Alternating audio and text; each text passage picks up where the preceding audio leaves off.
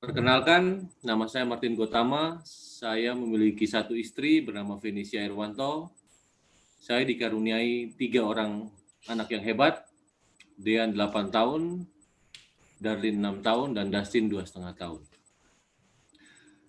Puji Tuhan, saya bersyukur hari ini saya boleh mendapatkan kesempatan untuk berbagi tentang kebaikan Tuhan dalam hidup saya.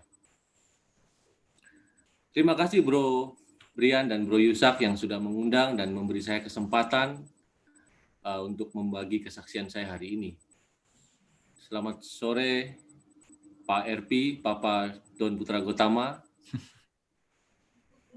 RVP Kodianto Tantri. Selamat sore juga kepada Ko Erianto Chang. Tadi kalau saya tidak salah dengar NVP ya. RVP Ko Bobilianto, selamat sore. Dan para senior lainnya serta seluruh member yang hadir di sini. Hari ini saya ingin menyaksikan bagaimana kuasa Tuhan, pekerjaan Tuhan menolong, melindungi, dan terutama memperbaharui iman saya. Tepatnya pada bulan Januari 2021, tepatnya tanggal 17 Januari. Seperti biasa, hari itu adalah hari Minggu. Hari Minggu adalah hari family time bagi kami. Saya mengajak anak-anak ke jalan-jalan, sekaligus melihat proyek rumah baru kami. Saat itu kakaknya Dean dan Darlin tidak mau ikut. Mereka hanya sibuk dengan gadget mereka. Anak nomor 3 kami, si Dustin, yang mau ikut. Seperti semua berjalan lancar. Semua berjalan lancar dan kami pulang ke rumah, saya mengantar istri dan Dustin pulang ke rumah dan saya kembali kerja ke toko. Tidak lama kemudian istri saya menelpon saya, mengatakan bahwa Dustin hangat. Dan saya mengatakan coba berikan Sunmol, obat penurun panas. Selang beberapa lama telepon saya berbunyi. Kali ini dari mama mertua, mengatakan, Martin, kamu cepat pulang. Dustin sakit. Ternyata Dustin kejang untuk pertama kali dalam hidupnya dan dalam hidup kami sekeluarga. Karena Dustin mempunyai riwayat jantung, mamanya cukup ketakutan dan kelabakan dalam menangani Dustin saat kejang tersebut.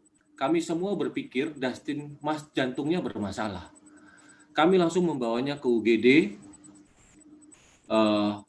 Puji Tuhan, saya bersyukur kepada Tuhan bahwa saat sampai di UGD itu sepi. Kamar VVIP juga tersedia. Proses penanganan Dustin sangat lancar. Dan begitu infus masuk, Dustin seperti kembali ceria dan sehat. Setelah prosesnya selesai, saya menelpon adik saya Brian, menyampaikan untuk memohon bantuan doa, dan selang berjalannya waktu, jam 11 malam, kami merasa Dustin itu panas. Dan setelah dicek, tangannya itu bengkak besar sekali mungkin karena kesalahan pemasangan infus. Dan akhirnya diputuskan untuk melepaskan infus dan menggunakan obat penurun panas melalui dubur. Suhunya pun kembali normal. Tapi tidak berselang lama, suhu sekitar 2 jam, suhu Dustin itu panas lagi. Saat temperatur menunjuk angka 39,4 derajat, Dustin kejang untuk kedua kalinya. Sebagai orang tua, saya tepat berada di sampingnya. Saya bersama mamanya. Jujur, saya tidak ada persiapan apa-apa. Saya benar-benar tidak menyangka bahwa Dustin akan kejang pada malam hari itu. Tapi Tuhan itu baik. Sungguh baik. Karena pada saat itu Tuhan menggerakkan tangan saya. Tangan jari saya ini masuk ke dalam mulutnya Dustin. Dustin menggigit dengan sangat keras. Gigitan itu sangat keras sampai Saya pun cukup kaget dengan hal itu. Dan puji Tuhan, saya tahu bahwa penanganan kejang itu ada pertolongan pertama dalam kejang adalah memasukkan sesuatu ke dalam mulutnya agar lidahnya tidak tergigit.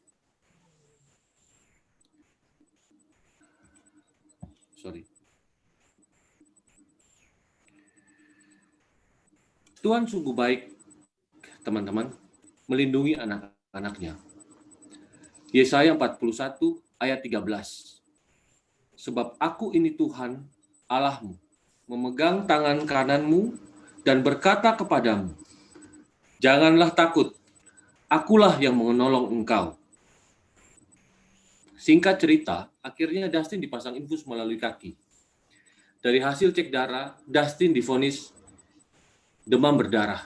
Dustin opnam 7 hari. Di tengah badai ini, saya merasa Tuhan selalu bersama kami. Tuhan menolong kami. Selama opnam, tidak ada suatu masalah yang berarti. Dustin tetap makan enak, menjadi anak yang ceria. Dustin keluar hari Sabtu. Pergumulan kami belum selesai. Pada hari Rabu, setelah Dustin keluar, Darlin kakaknya Dustin tiba-tiba panas.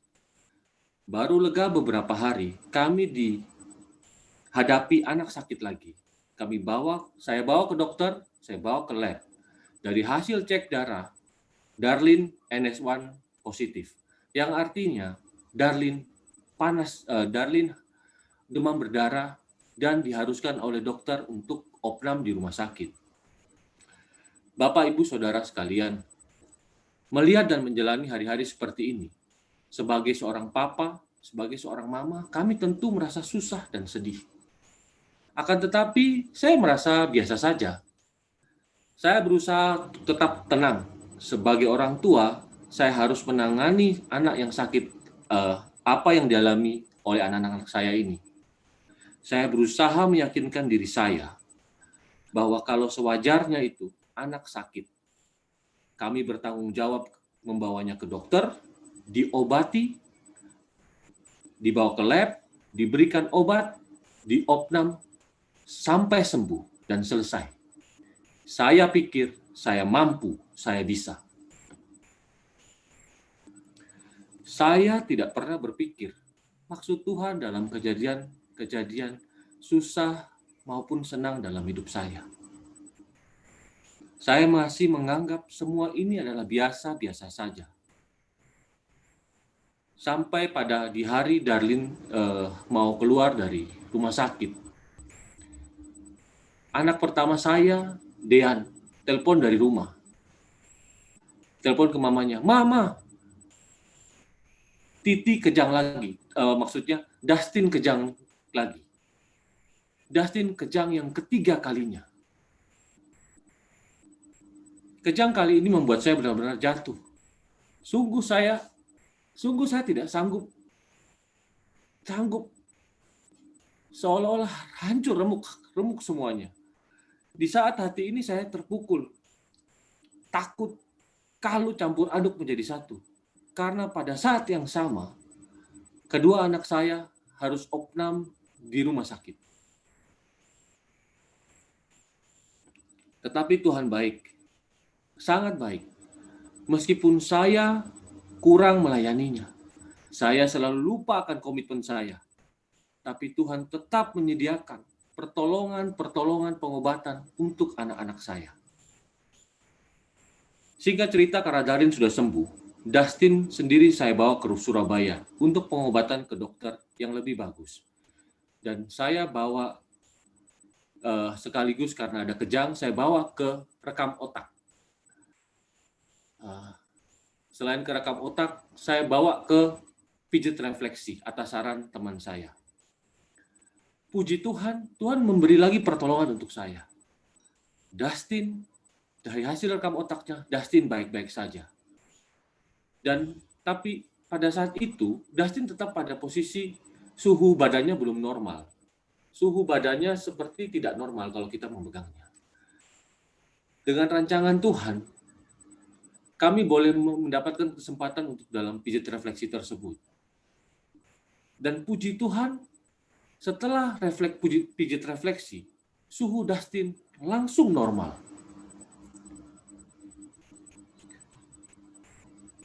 Di saat ini, saya sudah mempunyai keinginan untuk berbagi bagaimana kebaikan Tuhan dalam hidup saya. Akan tetapi, urusan pekerjaan, cek barang setelah ditinggal sekian lama, proyek rumah, membuat saya meninggalkan apa yang menjadi komitmen saya dengan Tuhan. Saya masih beranggapan bahwa menjaga nilai-nilai kehidupan sudah cukup untuk melayani Tuhan. Saya berdosa, Tuhan, karena Engkau menyelamatkan anak-anak, tapi saya dengan mudah melupakan komitmen dalam melayani-Mu. Karena keadaan sudah baik, kami pulang ke Situbondo. Saya kembali ke aktivitas pekerjaan saya. Selang beberapa hari, pergumulan anak sakit muncul lagi. Darlin panas lagi, diikuti oleh Dean, kakaknya. Saya dan istri penuh dengan ketakutan, bingung dengan keadaan sakit yang terus-menerus di tengah pandemi COVID-19. Di saat seperti ini, Tuhan tetap setia bagi anak-anaknya. Penghiburannya selalu nyata bagi kita yang percaya. Yohanes 14 ayat 27. Damai sejahtera kutinggalkan bagimu. Damai sejahtera kuberikan kepadamu. Dan apa yang kuberikan tidak seperti yang diberikan dunia kepadamu. Janganlah gelisah dan gentar hatimu. Dalam ketidakpastian ini, istri saya menangis karena capek dengan keadaan cukup lama bergelut dengan sakit penyakit. Di saat itu juga, keadaan yang tidak biasa terjadi. Dustin, anak saya yang nomor 3 ini, tiba-tiba datang dan berkata, cup-cup ma. Bagi kami keluarga, ini adalah suatu penghiburan yang luar biasa. Penghiburan yang nyata dari Tuhan yang Maha Kuasa. Penghiburan Tuhan tidak berhenti di sini. Saat Dean kami tanya sakit atau tidak, Dean berkata, Dean sehat, Pak. Dean sehat. Padahal kami tahu Dean sedang panas tinggi. Tuhan tidak berhenti di situ memberi penghiburan. Papa dan Mama selalu mendoakan kami. Mama mendoakan kami rosario tiap hari.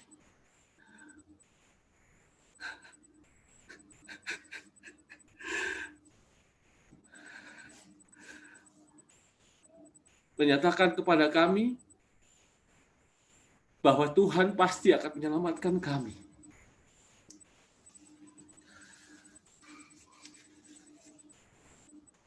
Tuhan memberi penghiburan itu terus-menerus kepada kami.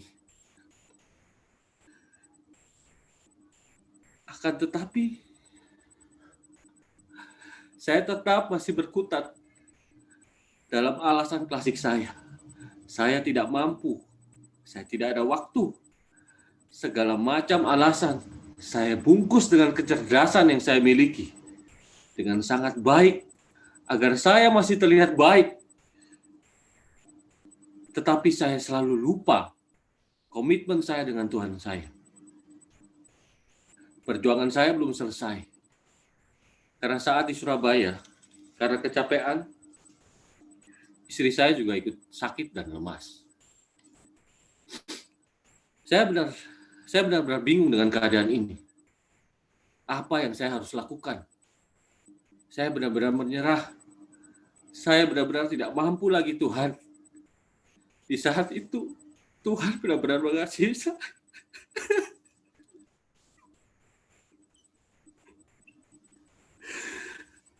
Tuhan.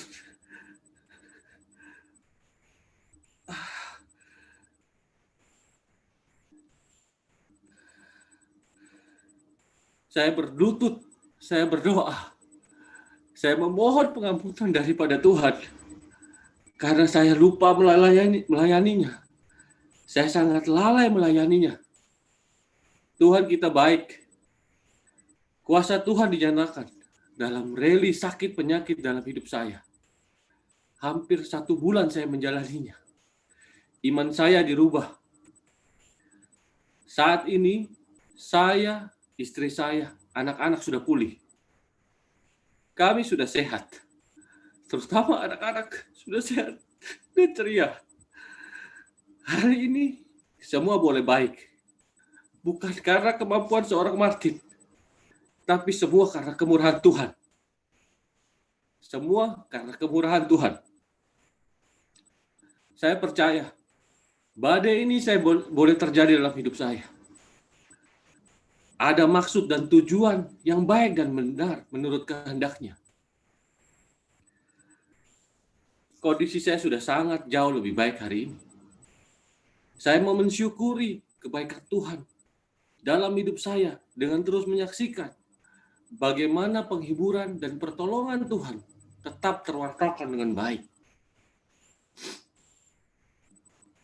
Terima kasih buat Papa, buat Mama yang menaruh kedua lututnya, yang berdoa untuk Martin dan anak-anak. Martin tidak ada sampai dengan bisa setegar ini tanpa doa dari Papa dan Mama. Terima kasih buat adik saya Brian yang selalu berdoa buat Ko Martin. Tanpa doanya yang luar biasa, kesaksian ini tidak akan pernah berjalan sebaik ini. Ko Martin, orang yang lemah dalam hal ini. Terima kasih buat adik saya, Yohan, yang selalu menguatkan saya dengan firman Tuhan. Terima kasih buat istri saya yang selalu mendukung saya dalam pelayanan ini. Tanpa doa dari seorang istri, saya sebagai seorang suami tentu akan menjadi seorang yang lemah. Terima kasih Bro Yusak yang setia mendoakan anak-anak saya. Terima kasih buat semua Bapak, Ibu, adik-adik, saudara sekalian yang bersedia mendengar kesaksian saya hari ini.